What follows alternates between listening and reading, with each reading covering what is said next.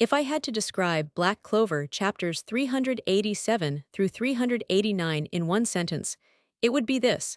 This is the story of the problem with perfection. Black Clover has always told us to surpass our limits.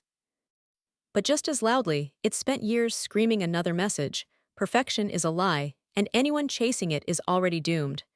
These chapters don't just defeat Lucius. They reject his entire worldview. This final battle isn't about who hits harder or who planned better. It's about whether a world built on control, certainty, and perfection can survive against a world built on rivalry, bonds, and imperfection. And fittingly, Lucius, the rogue wizard king, doesn't fall to prophecy or godhood. He falls to three so-called mistakes: Asta, Juno, and Noel. Recap. In chapter 387, Asta and Juno force Lucius to confront what he's denied all along. Their true power doesn't come from domination, it comes from trust. Asta achieved this fusion once before against Lucifero, and now Juno reaches that same level through rivalry. The rival effect is in full force, amplified because this is the final battle. Lucius regenerates and crowns himself Wizard Emperor, insisting he cannot lose. Asta and Juno shut that down immediately. A title means nothing unless the people recognize it, and Lucius stands alone. The citizens of the Clover Kingdom cheer as Asta and Juno fight above the capital. When Juno declares that surpassing Asta was always his true goal, Lucius is enraged. The idea that someone without magic could be a benchmark is unbearable to him. Asta fires back with one of the most powerful moments in the series, declaring that his life, his flaws, and his experiences belong to him. No god gets to rewrite them. This is the culmination of everything Black Clover stands for. In chapter 388, the fight shifts toward the sea. Juno shields civilians while letting Asta fight freely, actively protecting the very people Lucius claims he wants to save. Lucius switches tactics, trying to outlast them. Asta and Juno admit they only have one attack left. That's when Noel arrives.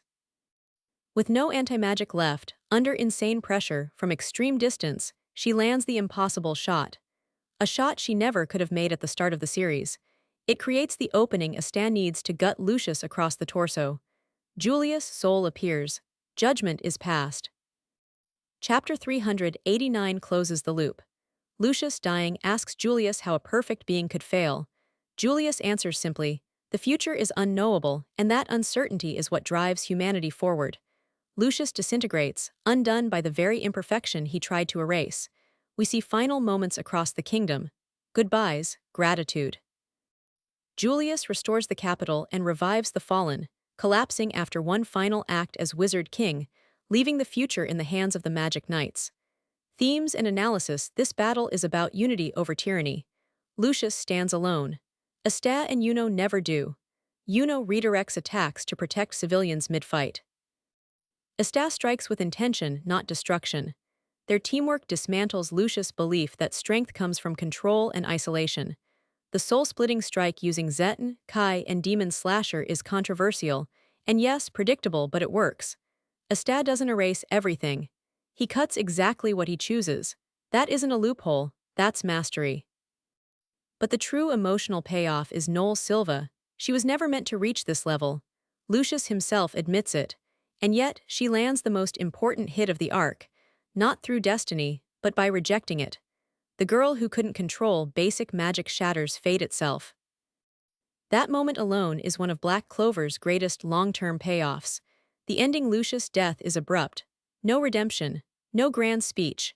And that's the point. A man obsessed with controlling every outcome is undone by unpredictability. His perfect future collapses under imperfect human will. As for Julius' resurrection, it's divisive. It weakens sacrifice for some, but if Julius truly stays dead afterward, it becomes redemption.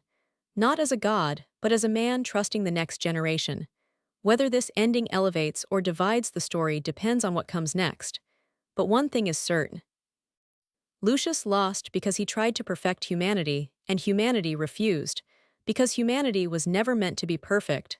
It was meant to struggle. It was meant to fail. And that imperfection is exactly what makes it powerful. And that is Black Clover at its core.